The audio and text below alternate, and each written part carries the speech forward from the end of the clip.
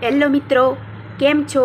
તો આજે આપણે જે મેથડ પૂછાવાની છે 25%, એટલે કે જે આપણે પદ્ધતિશાસ્ત્ર પૂછાવાનું છે તેમાંથી આપણે આજે પદ્ધતિ, પ્રવિધિ, પ્રયુક્તિ અને પ્રવૃત્તિ વિશે માહિતી મેળવીશું. અને એમાંથી જે આપણને 2 માર્ક્સમાં કેવા કેવા પ્રશ્નો પૂછાઈ શકે તેની પણ આપણે ચર્ચા કરીશું. તો સૌથી પહેલાં પદ્ધતિ. તો પદ્ધતિ હંમેશા 2 પ્રકારની હોય, એક સામાન્ય પદ્ધતિ અને એક વિશિષ્ટ પદ્ધતિ. સામાન્યની અંદર 3 પદ્ધતિ છે, એક શિક્ષક કેન્દ્રી, એક વિદ્યાર્થી કેન્દ્રી અને ત્રીજા નંબરે શિક્ષક અને વિદ્યાર્થી સહભાગી પદ્ધતિ. તો હવે આપણે જોઈએ કે શિક્ષક કેન્દ્રી પદ્ધતિ કઈ કઈ છે. તો કથન અથવા વ્યાખ્યાન, વાર્તા, જીવન વૃત્તાંત અને નિદર્શન. યાદ રાખવાની એક ટ્રીક છે કવાજીની. ક એટલે કથન અથવા વ્યાખ્યાન, વા એટલે વાર્તા પદ્ધતિ, જી એટલે જીવન વૃત્તાંત અને ની એટલે નિદર્શન. તેના પછી વિદ્યાર્થી કેન્દ્રી. તો એમાં આપણે 3 પ અને 3 સ યાદ રાખવાના. 3 પ એટલે કે પરિસંવાદ, પ એટલે પેનલ ચર્ચા અને પ એટલે પ્રદર્શન. 3 સ એટલે કે સમસ્યા ઉકેલ, સેમિનાર અને સ્વાધ્યાય. તો વિદ્યાર્થી કેન્દ્રની અંદર આપણે યાદ રાખવાની. તેના પછી શિક્ષક વિદ્યાર્થી સહભાગી, એટલે કે શિક્ષક અને વિદ્યાર્થી બંને ભેગા મળીને કઈ પદ્ધતિ કરે. તો એક તો જૂથ ચર્ચા અથવા નાટ્યકરણ, પ્રોજેક્ટનું બીજું નામ છે પ્રકલ્પ, પ્રયોગશાળા, અવલોકન, આગમન, નિગમન. તો આ છે શિક્ષક વિદ્યાર્થી સહભાગી પદ્ધતિ. અને તેના પછી આપણે જોઈએ વિશિષ્ટ પદ્ધતિ. તો વિશિષ્ટ પદ્ધતિની અંદર તુલનાત્મક, પ્રાદેશિક, સંશોધનાત્મક અને આધાર પદ્ધતિ. આ યાદ રાખવાની એક ટ્રીક છે તું પાસ આવ. આ રીતે યાદ રાખજો તમે કે તું પાસ આવ, એટલે કે તુલનાત્મક, પ્રાદેશિક, સંશોધનાત્મક અને આધાર પદ્ધતિ.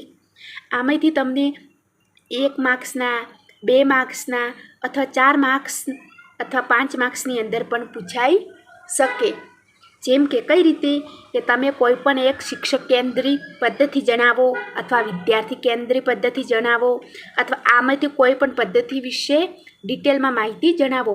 તો તમારે આ યાદ રાખવાની કે શિક્ષક કેન્દ્રી પદ્ધતિ કઈ છે, વિદ્યાર્થી કેન્દ્રી કઈ છે, શિક્ષક અને વિદ્યાર્થી બંને ભેગી મળીને કઈ છે અને વિશિષ્ટની અંદર કઈ આવે. તેના પછી આપણે જોઈએ પ્રવિધિ.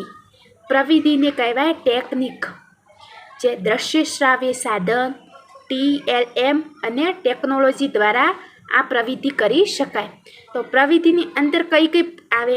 તો એક તો આવે પ્રશ્નોત્તરી પદ્ધતિ, પછી પ્રદર્શન, મુલાકાત પદ્ધતિ, કથન પદ્ધતિ અને વર્ણન પદ્ધતિ. તો આ યાદ રાખવાની એક ટ્રીક છે પપ્પા મૂકવ, એટલે કે પપ્પા મૂકવ, એટલે કે પ એટલે પ્રશ્નોત્તરી, પ એટલે પ્રદર્શન, મુ એટલે મુલાકાત, ક એટલે કથન અને વ એટલે વર્ણન. હવે આપણે ઉપર જે જોઈએ પદ્ધતિ અને આ છે પ્રવિધિ. તો બંનેમાં સેમ એટલે કે કોમન કેટલી છે? તો 2 કોમન છે, એક છે કથન અને એક છે પ્રદર્શન. જે કથન છે એ શિક્ષક કેન્દ્રી છે અને પ્રદર્શન છે વિદ્યાર્થી કેન્દ્રી છે. તેના પછી આપણે જોઈએ પ્રયુક્તિ.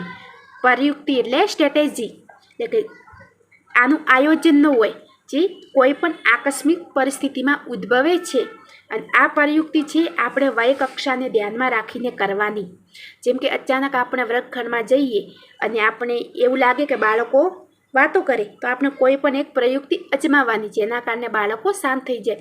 જેના માટે આપણે વાર્તા, ગીત, રોલ પ્લે, નાટક અથવા પ્રપેટ્રી એટલે કે કઠપુતલી વગેરે આપણે પ્રયુક્તિ અજમાવી શકીએ. અને તેના પછી ચોથું છે પ્રવૃત્તિ, એટલે કે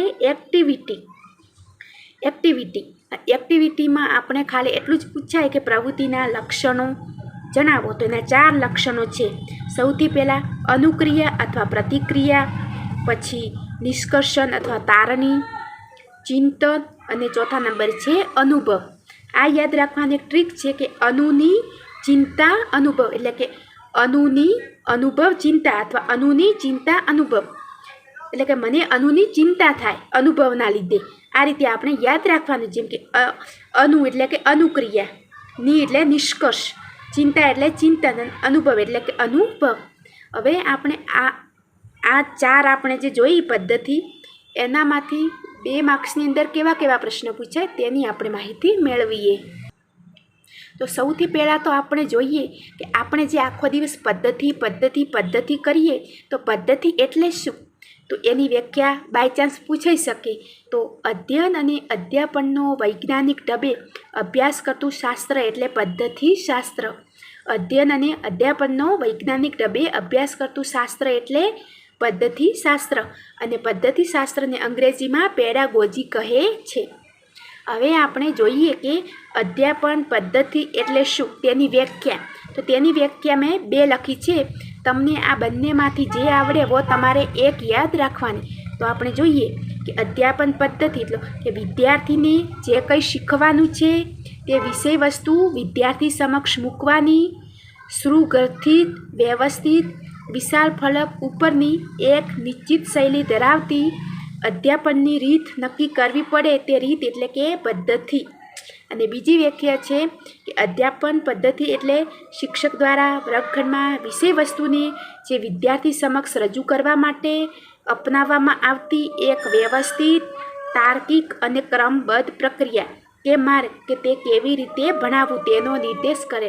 એટલે કે આપણે જ્યારે વર્ગખંડમાં ભણાવીએ એટલે આપણે જે વિષય વસ્તુ રજૂ કરીએ તે કેવું હોવું જોઈએ? એક તો વ્યવસ્થિત, તાર્કિક અને ક્રમબદ્ધ હોવું જોઈએ.